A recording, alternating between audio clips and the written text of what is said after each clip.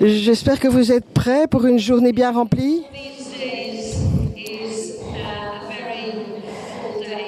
Parce que chaque journée est bien remplie. Hier, nous avons remarqué que lorsque vous êtes allés en groupe, c'est que maintenant les choses sont en train de gagner un certain élan parce qu'ensemble nous nous engageons dans ce ministère d'intercession. Donc aujourd'hui, nous allons avoir l'occasion dans les groupes de le faire tout autant que dans le partage avec vous. Il est important de commencer la journée en demandant au Saint-Esprit de prendre contrôle de la journée. J'espère que vous avez les notes dans vos livres. Et donc, je suis dans notre conversation numéro 4. Et il y a 12 points à aborder. Mais je n'irai pas les visiter tous parce que nous n'aurons pas le temps de le faire, parce qu'il y a beaucoup de choses à faire encore aujourd'hui.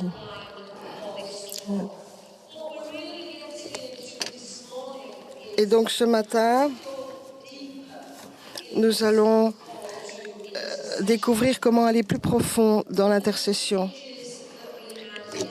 Une des images que nous avons eues hier était celle d'Ézéchiel, un appel à ce que l'intercesseur se lève et se tienne à la brèche dans un lieu de brisement. Vous pouvez imaginer une brèche dans un mur et penser à cet appel d'intercession. C'est comme de bâtir un mur de protection. Dans vos notes, hier, nous avons donné l'exemple du grand mur de la muraille de Chine, qui était à la base un mur de défense. Et c'est bien sûr Cyril qui a donné cet exemple parce qu'il est originaire d'Asie. Dans mon pays, la Grande-Bretagne, on pourrait penser au mur qui sépare l'Écosse de l'Angleterre. Quand on pense en européen, on pense à ce mur qui divisait l'Est de l'Ouest, le rideau de fer. Je veux que nous pensions aux murs, à des murs de défense en termes de protection, mais également de savoir qu'un mur peut délimiter un territoire. Nous savons que le royaume de Dieu avance. Nous savons que tout appartient au Seigneur, mais nous savons également que l'ennemi a conquis certains territoires. Et nous, dans l'intercession, nous sommes appelés à prendre une position qui à la fois protège, qui défend, mais aussi une position qui fait avancer le royaume de Dieu. Ne pensez pas seulement à un mur comme quelque chose de statique, mais pensez-y comme un groupe de gens. Si nous nous tenons debout ici, en groupe, nous pouvons dire nous avons construit un mur, nous faisons le mur. Mais nous pouvons aussi bouger, avancer. Et donc, ainsi, une armée d'intercesseurs, c'est une armée de gens qui peuvent avancer et se tenir et proclamer le royaume de Dieu. C'est ce que nous sommes appelés à faire. Pendant le temps de prière ce matin, Cyril a eu une parole qui parlait de chaque nation dans les nations, donc, et qu'il y avait une bénédiction qui partait d'ici vers ces nations. Je veux mettre l'accent ce matin, quand nous venons dans l'intercession, devant le Seigneur, ce que nous voulons faire, c'est de prier des bénédictions à travers nous. Il veut faire pleuvoir des bénédictions sur des situations. Et donc, nous pensions hier en termes de défis, de difficultés, afin de garder les horizons ouverts. Nous devons garder l'esprit large et de prier que tombent des bénédictions sur des pays, sur des nations, sur des gens, sur des situations. Et donc, ne gardez pas uniquement le négatif en tête, mais Dieu désire déverser la joie, la liberté sur le monde à travers nous. Gardez cela en tête afin que nos prières ne soient pas étriquées. Pensons à l'appel d'intercession quand on y pense.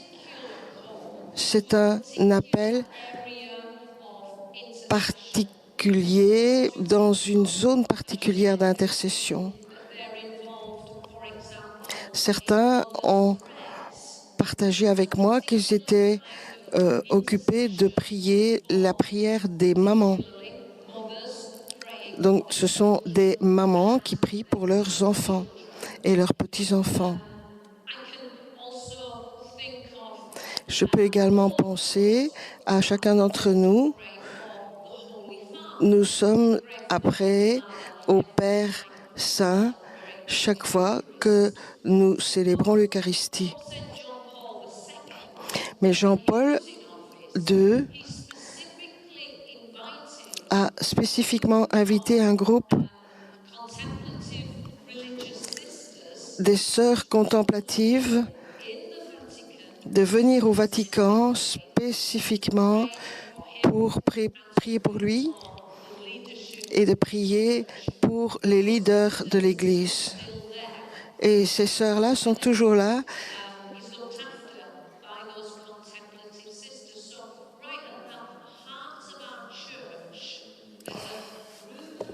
Specifically interceding for the Holy Father and for the leaders in our church. Et donc, il est bon de prier pour les leaders de notre Église. Parfois, il est bon de recevoir un certain fardeau. Et donc, je vous demande de prier pour trouver quelle est votre zone de prière et de savoir pourquoi vous devez prier en particulier. L'intercession, pendant qu'on l'a fait ici, dans les groupes, et bien sûr quand nous prions ensemble, c'est toujours puissant. Mais peut-être individuellement, des gens peuvent avoir un appel à l'intercession particulier pour des choses particulières.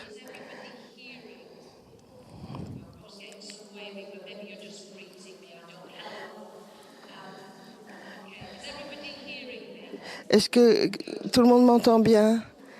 Voilà. Alors, c'est bon de vous voir tous, là, si vous me faites signe.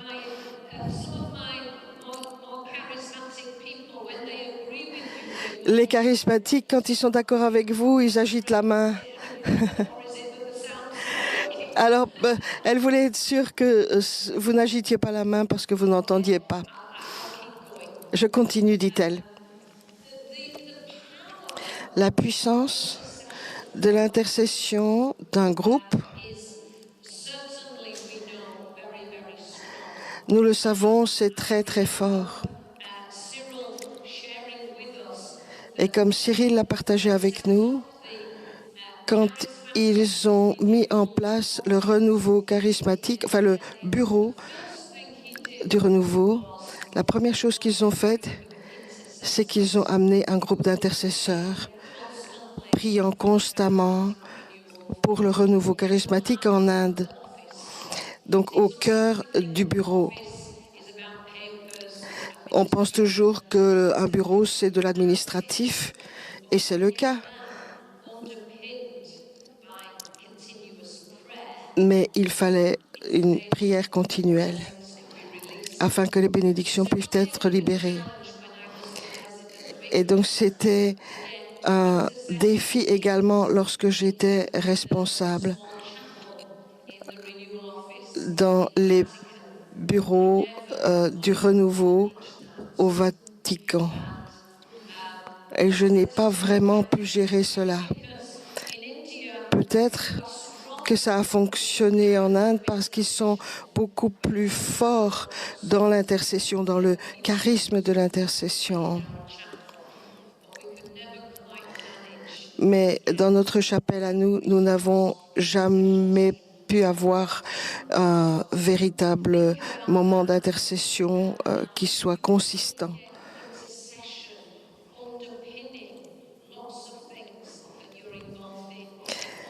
Et donc, il est bon d'avoir de l'intercession qui soutienne tout ce qui se passe dans le ministère. Donc, ça peut être une chaîne de prière.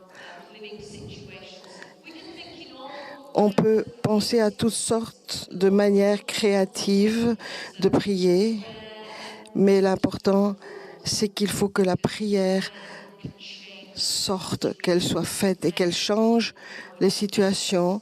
La prière peut être notre défense, notre protection, mais peut être également ce qui nous fait avancer et donc le royaume de Dieu avance. Je crois qu'hier j'ai mentionné que lorsque le Seigneur édifie les intercesseurs dans une nation, il y a un réseau d'intercession qui s'établit. Et je désire vous encourager, si ce n'est pas déjà fait, commencez à construire avec d'autres amis un filet d'intercession. Vous pouvez le faire de nombreuses façons. Vous pouvez vous rassembler tous dans un lieu, mais ça peut arriver aussi par des gens qui s'engagent de prier à différents moments chez eux concernant certaines situations. Une des équipes dans ma communauté, à 9 h le soir, le téléphone sonne pour leur rappeler qu'il faut arrêter leurs activités et se mettre à prier pour les familles. Donc, ils sont impliqués dans un ministère de famille. Et donc, même s'ils sont au restaurant ou en train de marcher dans la rue, quelle que soit leur activité, ils s'arrêtent à 9 h le soir. Et quand le téléphone sonne, on sait, on s'arrête et on commence à prier pour cette intention particulière. Et ainsi, on bâtit un filet de prière.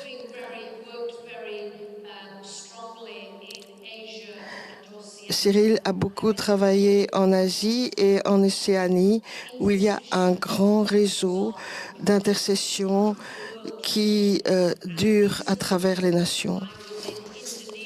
J'étais en Indonésie récemment et j'étais avec les dames qui sont impliquées dans ce réseau d'intercession. Et donc, il y a une dame qui vient d'Australie et puis on se retrouve en Indonésie et elle reçoit des messages sur WhatsApp venant du Moyen-Orient avec des requêtes de prière. Avec la technologie aujourd'hui, ce n'est pas difficile. Cette femme est un grand intercesseur. Moi, j'étais fatiguée et puis elle dit non, on doit prier pour ceci. Je viens de recevoir un message du Moyen-Orient, on doit prier pour ça. Et moi, je pense, mais les intercesseurs reçoivent la force venant de Dieu pour se tenir dans le lieu saint, pour lever des mains saintes et pour prier comme le Seigneur conduit. Alors pensez à faire ce réseau d'intercession. Samedi passé, j'étais en Irlande et un homme que je ne connais pas est venu me chercher à l'aéroport et on partageait quelques mots en allant jusqu'au lieu de rencontre. Il me dit que sa femme est intercesseur et ils ont été placés dans une situation où il y avait un accident et un enfant était blessé en situation critique. Elle a pris son téléphone et elle a appelé ses amis et a dit « Voilà une situation terrible, priez s'il vous plaît ». En 1 heure de temps, ils avaient 500 personnes priant pour cet enfant, quelque chose que les gens ne savaient même pas. Mais merci Seigneur, cet enfant va bien.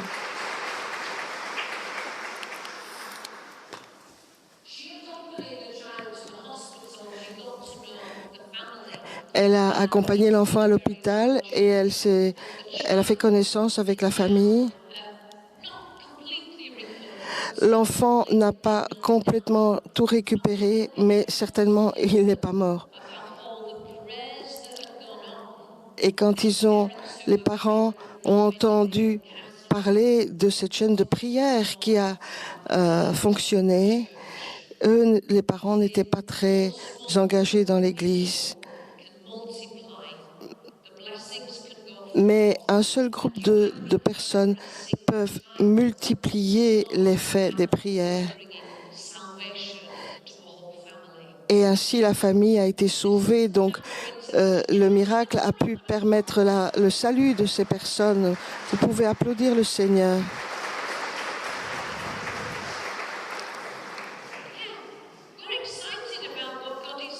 Nous sommes passionnés de ce que Dieu fait.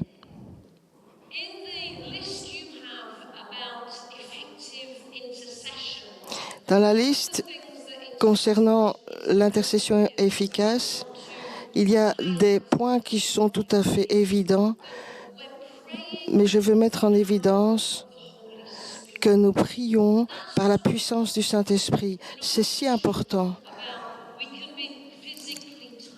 Et je dis, nous pouvons être physiquement fatigués, mais quand le Saint-Esprit est avec nous, le Saint-Esprit peut prier à l'intérieur de nous, même si nous nous sentons fatigués ou tristes, ou qu'on ne ressent pas de prier. Ce ne dépend pas de nous, mais le Saint-Esprit peut prier en nous si nous donnons la permission au Saint-Esprit. Commençons chaque jour, viens Saint-Esprit, fais comme tu veux dans ma vie. Cela nous place déjà dans ce lieu où nous nous sommes abandonnés au Seigneur. Et donc, quand ces situations s'approchent de nous, parfois ce sont des surprises, parfois des choses spontanées qui arrivent ou d'autres plus planifiées. Lorsque nous cheminons dans notre vie quotidienne, le Saint-Esprit peut nous conduire et nous inspirer et nous guider. Mais nous devons prêter attention. Hier, je vous l'ai dit, nous devons écouter le Seigneur avec nos yeux et avec nos oreilles. Prêtez attention.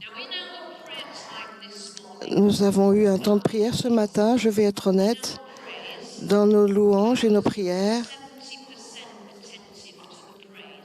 Il y avait 70% d'attention donnée à ces prières. J'étais à 70% à l'écoute de vos prières parce que j'étais en train de regarder mes versets avant de partager. Puis je me demandais si j'étais bien présentable. Et donc j'étais un peu distraite. Mais ensuite, les prières sont montées en moi parce que le Saint-Esprit est en moi et il y a eu une ouverture dans l'esprit qui s'est faite ce matin. Peut-être vous ne l'avez pas vu, mais je sais que ces choses se produisent. Quelque chose dans notre esprit a été touché. Mon ami, lève-toi, s'il te plaît. Voilà, vous devez la voir. Merci. Hier, j'ai rencontré cette belle dame, ma sœur, au repas. Vous avez peut-être remarqué, les tables sont un petit peu hautes et ma sœur était là et elle me dit, je crois que je rapetisse. Et puis on a blagué à ce sujet. Mais vous voyez, le Seigneur parle à travers tout. Prêtez attention. Quand j'ai entendu ma sœur dire hier, je crois que je rapetisse. Et donc pensez que l'intercession, c'est parfois un ministère petit, caché. Et donc il faut... Donc nous étions... Je n'étais pas très attentive donc à la prière ce matin, mais ma petite sœur est arrivée dans le coin, elle a pris sa chaise et personne ne faisait attention à elle. Mais quand ma sœur, dans la louange, a sorti ses bannières,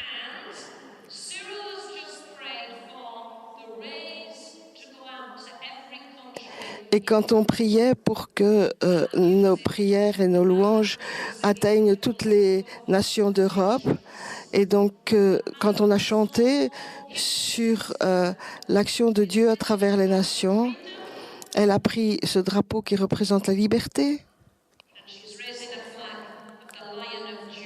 et le drapeau du lion de Juda. Et je l'ai vu avec ces drapeaux et le Seigneur a parlé. Et je crois que le Seigneur a parlé.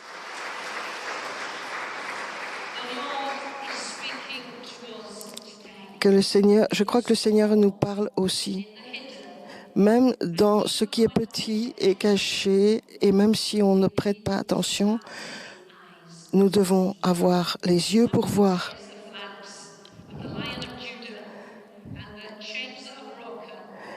Et donc, par cette action d'agiter les bannières, je proclame la liberté sur les nations et je dis que Jésus est Seigneur.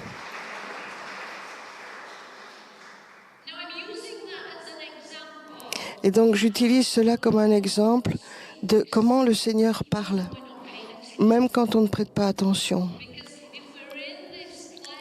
Parce que si nous sommes dans ce lieu, dans cette condition de regarder et d'écouter, ça ne veut pas dire qu'on est tout le temps, qu'on est en train de dire « Mais Seigneur, s'il te plaît, parle, s'il te plaît ». Mais quand on est au supermarché, par exemple, eh bien, dans ces situations, le Seigneur peut parler. On conduit sur l'autoroute, on doit quand même faire attention à la route.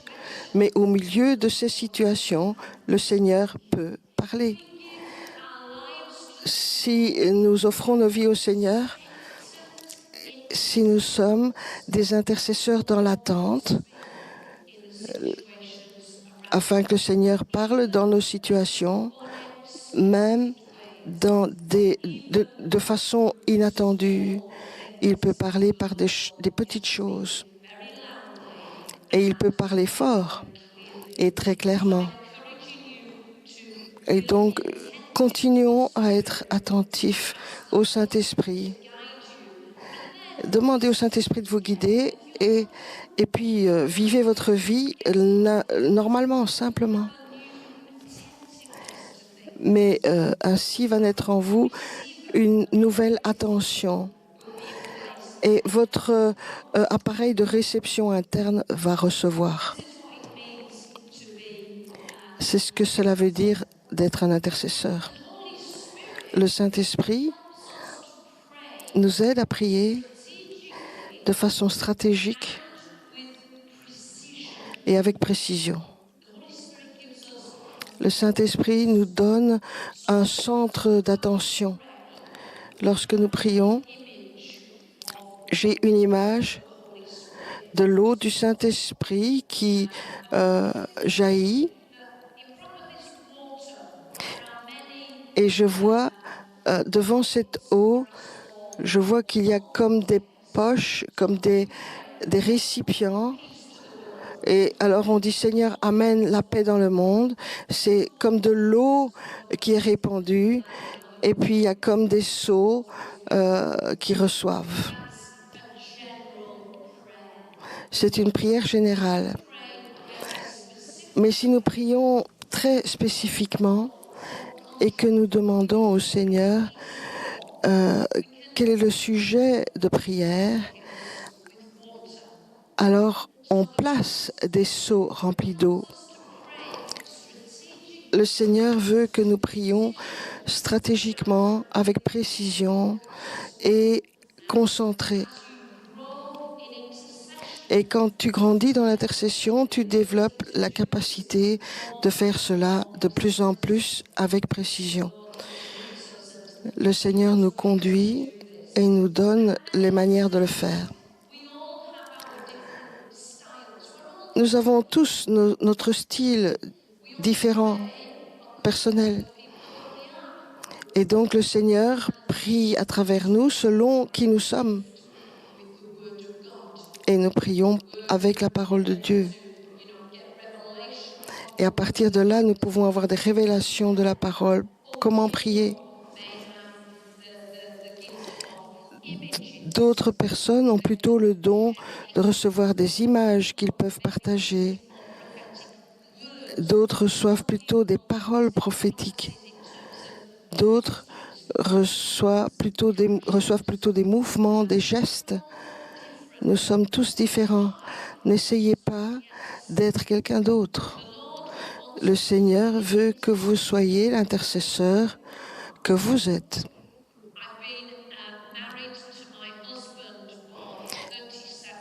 J'ai été mariée à 37 ans avec mon mari.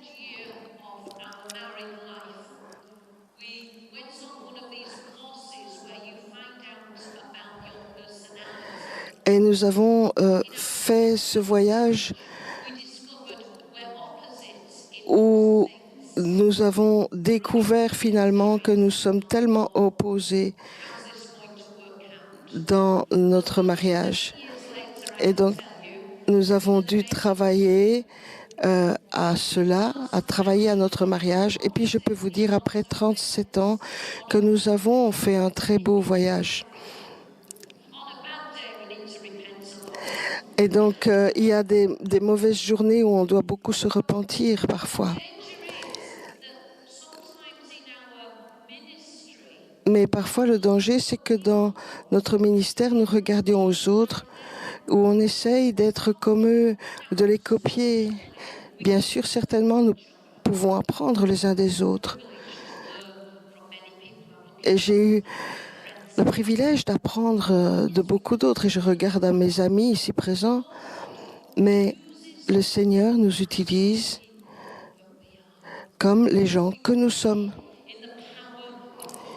Et donc nous prions par la puissance du Saint-Esprit, certainement, mais nous nous souvenons que le Saint-Esprit travaille à travers moi, la personne que je suis. Parfois, je regarde aux autres et je dis « Oh, waouh, je voudrais être comme elle, comme lui. » L'important, c'est d'être qui le Seigneur nous a appelés à être.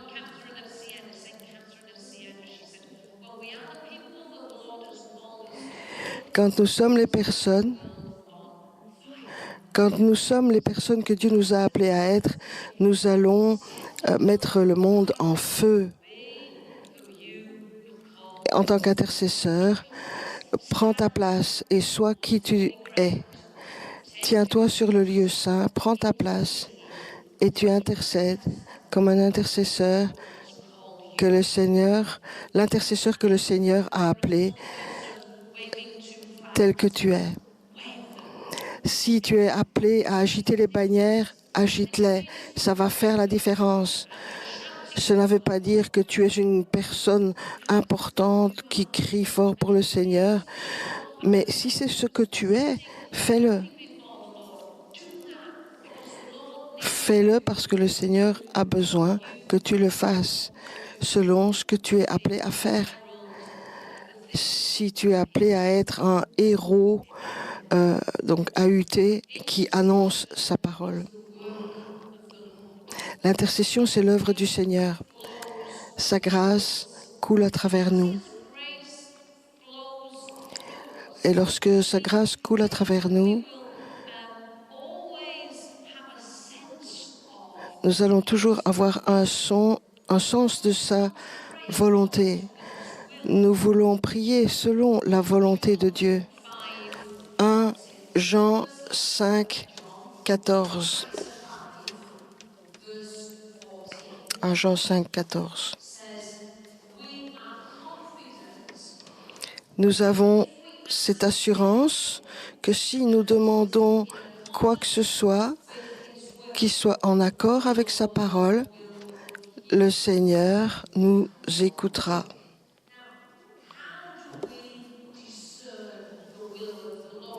Comment discernons-nous la volonté du Seigneur? Je crois que c'est une question pour les théologiens. Je crois que c'est une très grande question. Mais aujourd'hui, je veux donner une réponse très courte. Je crois que la réponse, c'est que si nous demandons au Saint-Esprit d'être en contrôle, si nous sommes soumis au Saint-Esprit, nous sommes dans la volonté de Dieu. Mais le danger, c'est que nous prenions le contrôle. Et donc, quand nous venons prier, plutôt que d'être soumis à la volonté de Dieu, parfois, nous nous accrochons à nos opinions personnelles. Or, nous nous appuyons sur notre connaissance intellectuelle. Je ne sais pas comment vous avez prié hier dans vos groupes, mais peut-être que pour certains d'entre nous, que l'intelligence est venue là au milieu. Et donc, quand on priait pour un pays, peut-être vous avez imaginé vos visites dans ce pays, vos vacances là-bas. Ou bien vous avez dit, oh, je n'ai même pas idée où se trouve ce pays, ni de ce qui s'y passe. Et si vous étiez dans cette dernière catégorie, vous avez peut-être eu un petit peu de mal. Et donc là, c'est comment l'être humain pense, nous sommes humains, à propos de ces pays. Donc nous avons nos opinions, nous avons une certaine connaissance, etc. Mais le danger, c'est que nous devons quitter notre propre perspective. Peut-être que notre perspective est celle de Dieu, mais souvent, ça ne l'est pas. Prions-nous selon la volonté de Dieu, ou bien est-ce que nous prions en disant à Dieu ce qu'il est censé faire? J'ai été dans beaucoup de réunions de prière, mais je ne vous raconte pas ça publiquement, c'est juste entre nous. Mais dans les prières, j'entends comme si j'écoutais la radio ou les nouvelles. Oh, cher Seigneur, il y a une famille aujourd'hui à tel endroit. Est-ce que vous croyez que le Seigneur a besoin qu'on lui explique ça? Ou bien les ONG sont en train de donner pour 5 millions de nourriture à tel... Il n'y a pas besoin de faire un bulletin de nouvelles. Mais nous avons besoin d'avoir un cœur contrit, humble, en disant « Seigneur, nous ne savons pas quoi faire dans ce lieu. Viens maintenant dans la puissance de ton Saint-Esprit. » Parfois, j'entends un bulletin de nouvelles ou bien les opinions personnelles tournées en prière. Oh Seigneur, tu connais la situation politique dans ce pays, elle est terrible. Et alors on dit, s'il te plaît Seigneur, peux-tu faire ceci ou cela? changer le gouvernement. Mais le monde n'a pas besoin de notre menu. Il a besoin de notre soumission. Donc aujourd'hui, quand vous irez dans vos groupes, puisqu'on va faire une autre session de groupe, rappelez-vous, la première chose à faire, c'est lâcher prise. Venez devant le Seigneur comme des vases vides.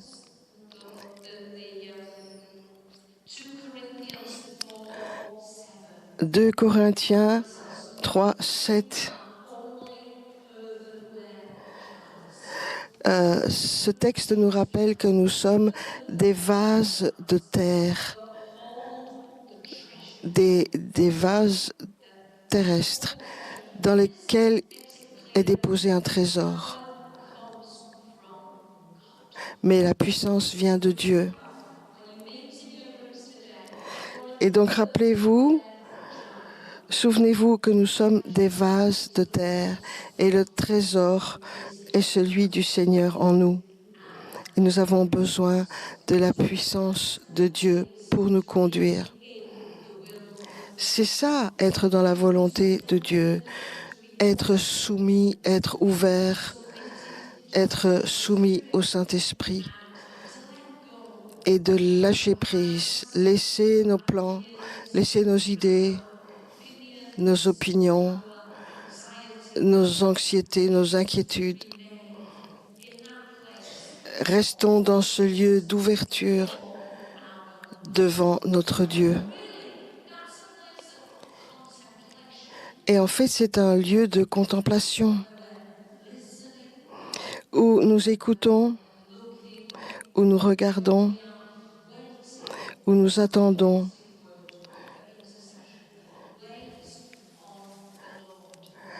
À l'intercesseur, Dieu dit, attendez-vous au Seigneur.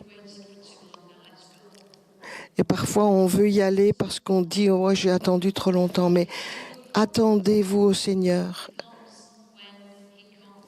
Il vient quand il vient. Et il vient de la façon qu'il vient. Dans un lieu de contemplation où nous sommes soumis, où nous sommes ouverts, où nous sommes attentifs, le Seigneur peut révéler des choses à l'intérieur de notre esprit. Et parfois, lorsque le Seigneur vous révèle des choses profondément dans votre esprit, vous n'avez pas tout reçu d'un coup. Ça ouvre plutôt une fenêtre. Et alors, pendant la journée, vous pouvez y retourner dans ce lieu d'attente pour recevoir davantage de révélations. Cyril a parlé de la prière où les prières, les louanges vont d'ici vers les autres pays d'Europe. Et j'ai partagé avec vous le sujet des chaînes de prière et du lion de Juda. C'est juste le début de la révélation. Mais si nous prions à partir de cela, peut-être le Seigneur va-t-il nous donner une révélation supplémentaire. L'intercession, c'est un mouvement du Saint-Esprit continuel dans la prière. C'est pas, on a autant de minutes dans l'intercession. Ah, maintenant, le temps est fini, on fait autre chose. Mais peut-être que c'est le Seigneur qui commence à ouvrir quelque chose. Et nous devons en rester à ce que le Seigneur fait.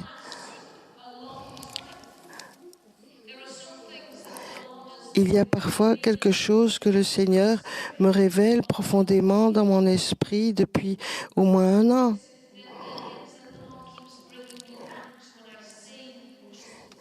Il y a des choses vers lesquelles le Seigneur me ramène et puis je vois quelque chose de plus soudainement. Ça peut prendre du temps. Et parfois, en tant qu'intercesseur, on doit prendre un papier, un stylo, pour écrire ce que dit le Seigneur, parce que ça grandit petit à petit. Voilà un de mes textes d'écriture préférés concerne le fait de prier avec la vision du Saint-Esprit. Regardons Habakkuk, chapitre 2. Habakkuk, chapitre 2, verset 1.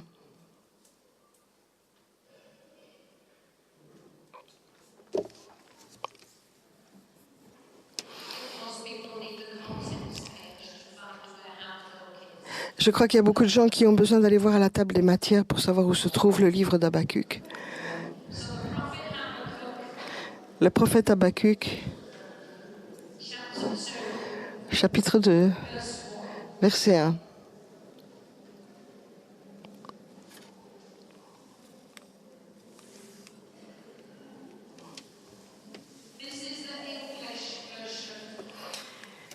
Et donc elle lit à partir de la version anglaise où le prophète dit « Je me tiendrai sur ma tour de garde. » Et donc il se tient sur un lieu stratégique. C'est ce que fait un intercesseur. Je prendrai mon poste au milieu de la bataille. Il se tient à un lieu stratégique, comme une sentinelle. C'est le mot utilisé par Cyril hier. Les intercesseurs sont comme des gardes de sécurité.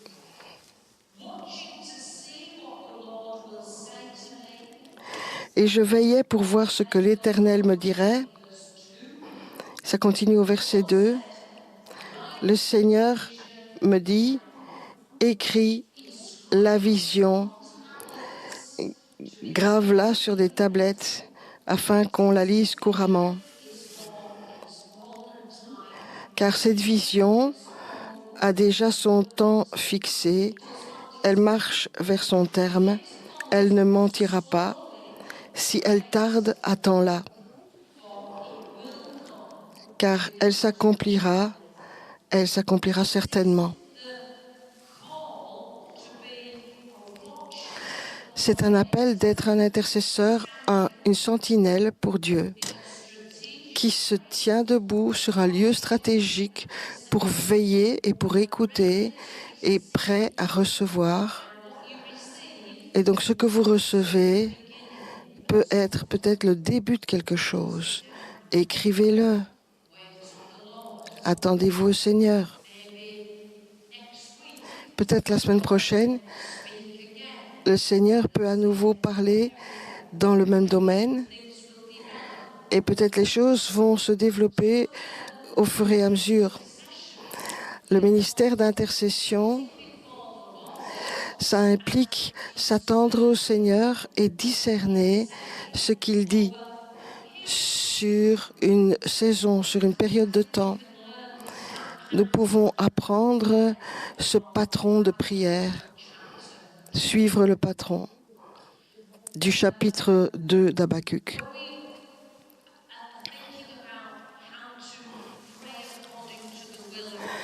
Et donc nous disons de prier selon la volonté de Dieu. Il y a ce verset pour cela que nous connaissons très bien, où Jésus dit à Pierre et à ses compagnons dans le jardin de Gethsémane, veillez et priez. Imaginez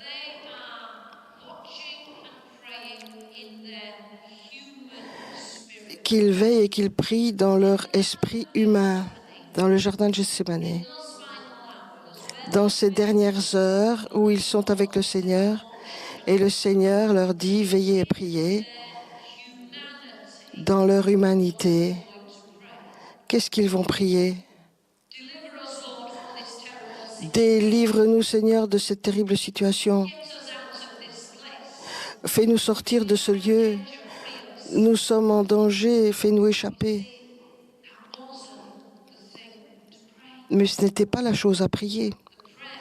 La prière, c'est la prière que Jésus a faite. S'il est possible, éloigne cette coupe, mais que ta volonté soit faite. Et malheureusement, les disciples n'ont même pas pu rester éveillés. Il n'y avait même pas de danger qu'ils prient humainement,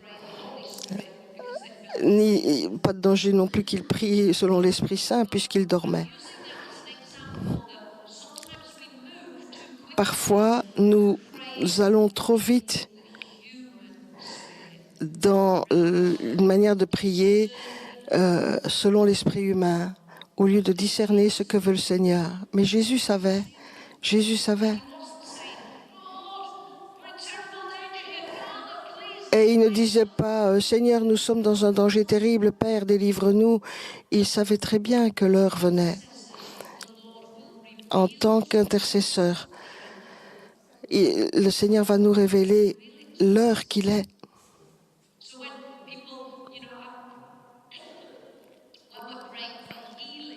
Quand nous prions pour la guérison, le Seigneur va nous révéler quel genre de guérison pour laquelle nous prions. Et donc, on a le sujet de la main. Et donc, si on prie, est-ce que c'est le symbole de la main? Est-ce qu'on doit vraiment prier pour la guérison des mains? Est-ce que le Seigneur veut faire quelque chose d'autre que de toucher les mains d'une personne pour laquelle nous prions? Et donc, nous devons cultiver un cœur contemplatif qui écoute et qui s'attend au Seigneur. Nous voulons avoir les yeux du Seigneur, pas notre vision humaine. Et nous ne prions pas selon ce que nous sentons, comment la prière doit aller, en tout cas.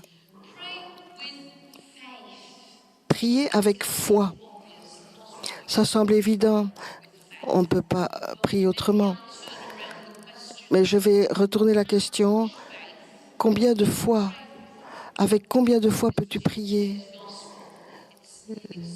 C'est l'évangile d'hier.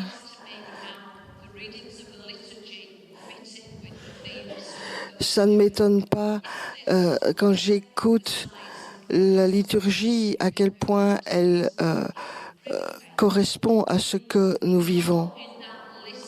Nous savons que dans cette liste des charismes dont Denise va parler cet après-midi, nous savons qu'il y a 9 charismes dont il est question dans 1 Corinthiens chapitre 12.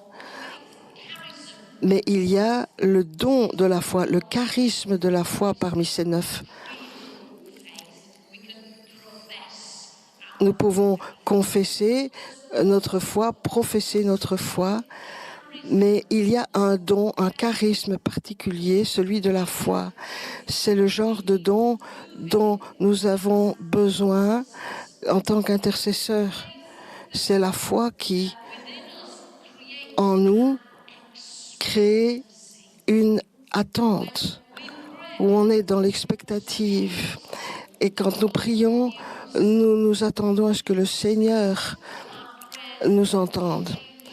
Croyons-nous et attendons-nous que nos prières vont changer les choses?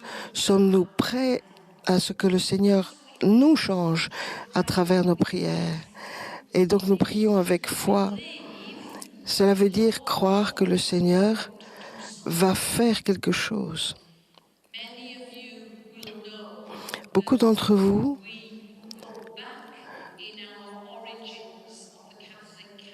si on retourne, vous savez, si on retourne aux origines du mouvement charismatique catholique, vous savez, lorsque ça a commencé par les étudiants aux États-Unis, dans une université, en 1967, donc aux États-Unis, dans un lieu de retraite. Et ce week-end, là il y avait un problème de plomberie Et donc, il n'y avait pas d'eau. On a failli annuler cette retraite. Et donc, le fait de ne pas avoir d'eau pouvait les faire renoncer. Mais ils ont décidé de prier. Et l'une des personnes présentes à la retraite, Patty Mansfield, elle m'a dit, c'était merveilleux quand je regarde en arrière à cette époque, parce qu'en fait, à l'époque, ils ne savaient rien du tout. Elle dit, c'était étonnant comment nous avons prié parce que nous avons dit, Seigneur, nous savons que tu vas restaurer l'eau. Et donc, ils ont prononcé la foi avec assurance. Nous savons que tu vas restaurer l'arrivée d'eau. Et effectivement, un plombier est venu fixer les canalisations, arranger les canalisations.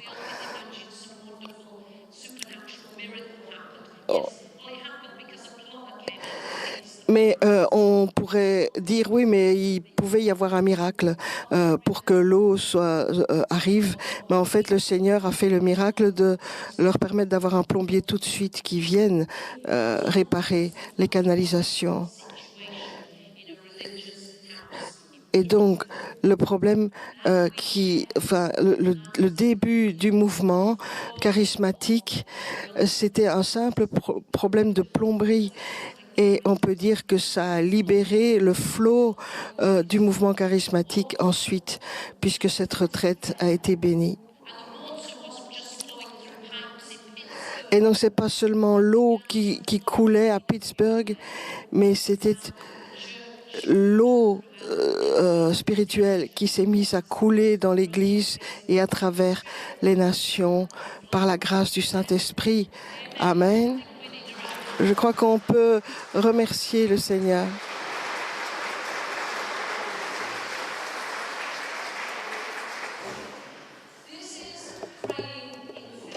Voilà ce qu'est la prière de la foi. C'est Marc 11, 24. Quoi que vous demandiez dans la prière, croyez que vous l'avez reçu et cela vous sera accordé. Seigneur, restaure l'arrivée d'eau. Et donc voilà cette prière d'il y a 50 ans.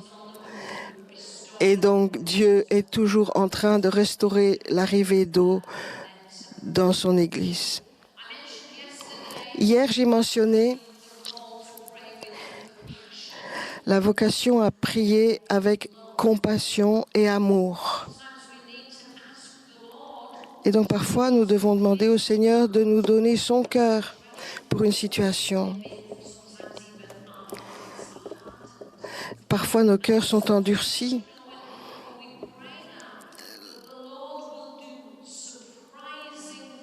Et donc, lorsque nous prions ainsi, le Seigneur va faire des choses surprenantes pour nous.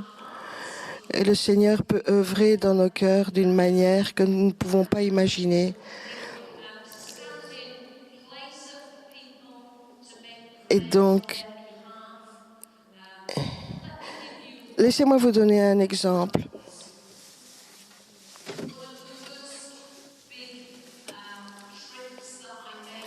Un des premiers grands voyages que j'ai fait, quand j'ai été choisie pour servir le mouvement charismatique dans le monde, et je suis allée en Argentine. Je suis arrivée là, et donc j'étais comme la toute nouvelle qui arrive à l'école. Je regardais tous ces leaders charismatiques qui pensent, je les voyais comme des gens qui faisaient 2 mètres de plus que moi, qui avaient tellement plus de dons que moi, et je me sentais... Et puis eux avaient l'air de savoir tellement de choses. Mais j'ai pris ma place. Lorsque le Seigneur vous place quelque part, prenez votre place. Ça, c'est une des choses que j'ai apprises. Et nous avons été ensemble en Argentine pendant plus d'une semaine. On bougeait dans différents endroits, introduits, présentés à différents leaders internationaux. Et à l'occasion, j'ai remarqué, et parfois on disait, saluons notre frère d'Amérique latine. Et moi, je me sentais vraiment, j'étais la plus petite du groupe. Et quand on a dit notre sœur qui vient d'Angleterre, on n'a pas applaudi tellement fort, mais ça ne me faisait rien puisque je n'ai pas un ego énorme.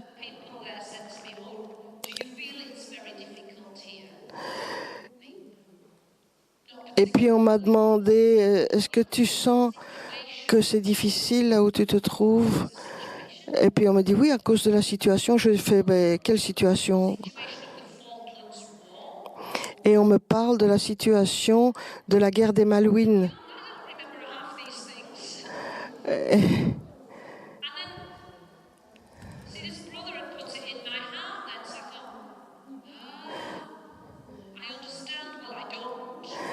Et donc le frère là avait l'air de comprendre, et je faisais semblant de comprendre, mais en fait le Seigneur comprend la situation. Nous étions à Buenos Aires le dernier jour, plein de gens d'université, des étudiants. Et donc on devait se présenter, et donc je devais dire je suis Michel de Grande-Bretagne, et puis je devais m'asseoir. Mais tout d'un coup j'ai senti que le Saint-Esprit me poussait à faire quelque chose. Et moi je dis non Seigneur, je n'ai rien à dire, je suis juste la petite nouvelle ici. S'il te plaît, Seigneur. Et puis j'ai le micro dans ma main et je dis bonjour. Et quand j'ai étendu ma main vers le Seigneur a pris le contrôle. Je n'ai pas réalisé ce que je disais parce que je ne savais pas de quoi je parlais. Mais ce que je sais, c'est qu'une parole est sortie et donnée au peuple à propos de réconciliation, d'unité. Ce que je sais, c'est que le Saint-Esprit a pris le contrôle.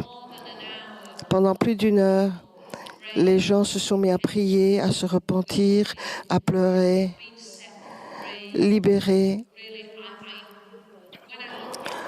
Quand j'y repense, je ne peux même pas imaginer que ça s'est produit, mais c'est parce que le Seigneur peut travailler à travers nous si nous avons l'amour, la compassion pour son peuple. Et ce que je pense, ce qui était merveilleux pour moi, c'est quand je suis revenue en Angleterre, j'ai pensé, waouh, il s'est vraiment produit quelque chose là-bas. Le Seigneur a mis dans mon cœur le désir de savoir que par l'intercession, nous pouvons briser les liens, les chaînes de l'histoire. 3 semaines plus tard, en Angleterre, j'étais dans une très petite paroisse. Je faisais quelque chose de très simple, un petit jour normal dans la paroisse. Et le jour commençait à 10 heures. J'étais déjà en préparation dans la salle à 9 heures. Et une dame arrive et elle dit, mais est-ce que je suis en retard? Je dis, non, je crois que vous êtes 1 heure plus tôt. Et elle dit, oh, désolée. Elle s'est assise et elle a dit, je suis dans la confusion ces jours-ci parce que j'ai perdu mon fils dans la guerre des Malouines et je pense, depuis qu'il est mort, ma vie n'est plus la même. Je ne sais plus toujours l'heure qu'il est. Je ne sais plus toujours ce que je fais. Et j'ai pensé, est-ce que ce n'est pas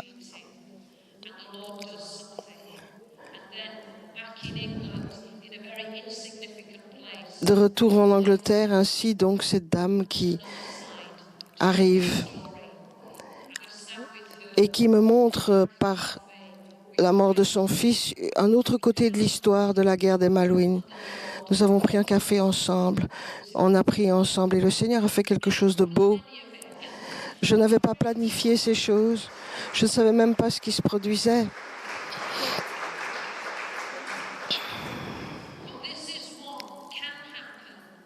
Mais c'est ce qui peut arriver quand on est soumis au Seigneur et qu'on dit simplement, je fais ce que je peux là où tu m'emmènes, avec l'amour et la compassion que tu as mis dans mon cœur, prête à être conduite par toi. Le Seigneur peut accepter la repentance de l'intercesseur par ce principe de l'identification. Je ne connaissais rien de cette guerre des Malouines.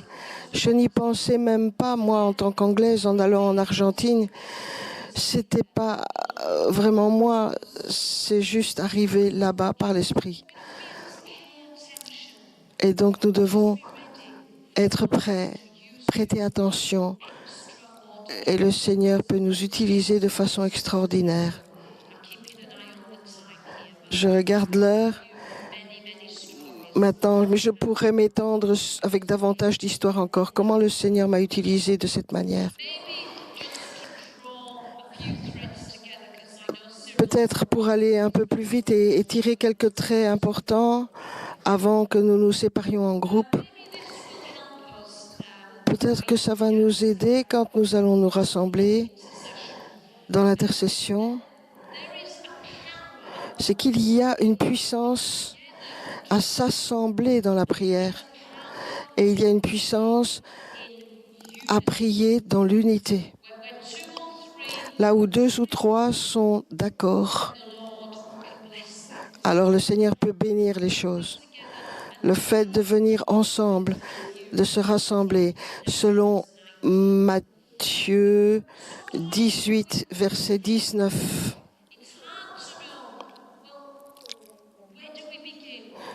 Où est-ce qu'on commence? Qu'est-ce qu'on fait quand on prie? Il y a de nombreuses manières de le faire. Il n'y a pas une formule. Une des façons dont nous prions dans notre communauté, c'est que nous prions ensemble. Mais l'exemple n'est pas pour vous dire comment faire, mais c'est juste vous dire que nous louons le Seigneur. Nous louons le Seigneur simplement. Nous invitons le Saint-Esprit. Lorsque le Saint-Esprit vient, parfois dans un groupe de personnes, nous avons un moment de repentance. Pas quelque chose de très long, mais juste de clarifier les choses. Dans la repentance, après la repentance, parfois, nous allons quelques versets d'Éphésiens, revêtons l'armure de Dieu, par exemple. Nous allons tenir ferme notre position, nous allons mettre la ceinture de vérité, le bouclier de la foi, etc. Et puis ensuite, être dans l'expectative, dans l'attente du Seigneur. Qu'est-ce que tu as pour nous, Seigneur, aujourd'hui? On attend dans le silence. Et puis, nous nous écoutons les uns les autres. S'il y a 10 personnes dans le groupe,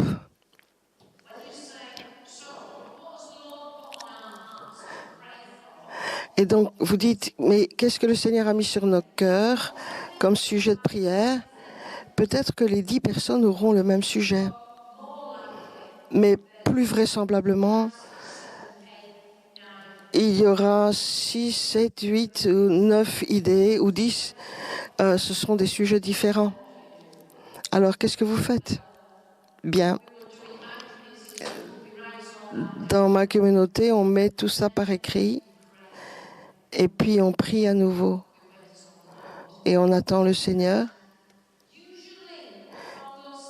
En général, de toutes ces choses, dans cette prière et cette attente encore, le Seigneur va faire ressortir 1 ou 2 choses que le Seigneur veut. Pour recevoir, donc nous attendons pour recevoir ce que le Seigneur veut que nous prions et de façon stratégique. Et il va nous montrer une chose, un aspect bien particulier qu'il veut que nous touchions. Si on se rassemble régulièrement avec les mêmes personnes, alors on apprend à s'écouter et à attendre ensemble.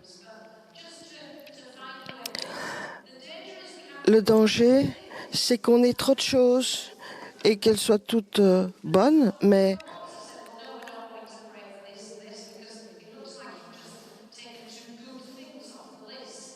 et donc l'idée, ce n'est pas de retirer des choses qui ne sont pas aussi bonnes que les autres de la liste, mais il y a des choses que le Seigneur veut mettre en évidence. Dans ce lieu saint, à ce moment-là, aujourd'hui, rassemblés, le Seigneur veut que nous prions pour quelque chose de particulier. Et donc, nous recevons un sujet sur lequel nous allons nous concentrer dans l'unité. Et dans l'unité, il y a la puissance. Ne bougez pas trop vite. N'avancez pas avec de nouvelles bonnes idées. Attendez-vous au Seigneur d'abord. Je veux dire, je ne veux pas dire qu'il faut attendre pendant 15-20 minutes. Parfois, on n'a pas le luxe d'avoir autant de temps.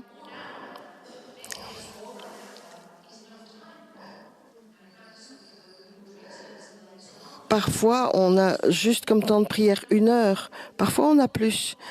Mais ce que nous voulons, c'est de chercher la précision du Saint-Esprit et de pouvoir nous mettre d'accord sur certaines choses selon la direction du Seigneur. Mais pas aujourd'hui, mais à certaines occasions, il pourrait être approprié de demander au Seigneur comment prier. Et parfois, le Seigneur parle très directement, proclamer un jeûne. Combien de temps ce jeûne? Demandez au Seigneur les détails. Le Seigneur peut dire, faites un cortège et marchez alentour. Ou le Seigneur peut dire, priez dans le silence et dans les larmes. Ou bien le Seigneur peut dire, allumez un cierge d'espérance.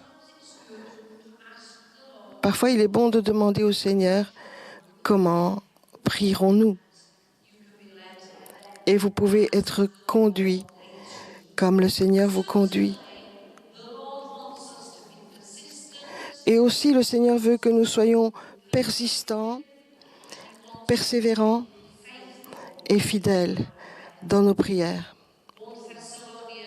1 Thessaloniciens 5, 17 dit « Priez sans cesse ».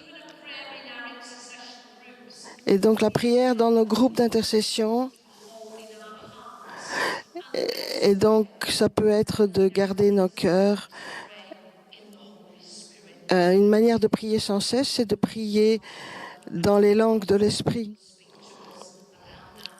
Mais Cyril nous en parlera davantage cet après-midi.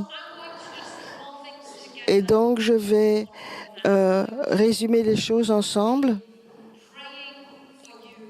Et donc j'ai prié pour vous, qu'aujourd'hui le Seigneur vous amène plus en profondeur dans ce ministère d'intercession.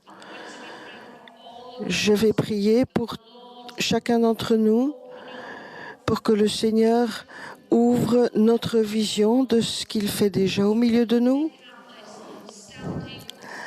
que nous nous tenions à notre place, se tenant sur une terre sainte, pour prier ce que le Seigneur veut que nous prions et que nous croyons que nous pouvons faire une différence parce que nous croyons que le royaume de Dieu avance. Amen.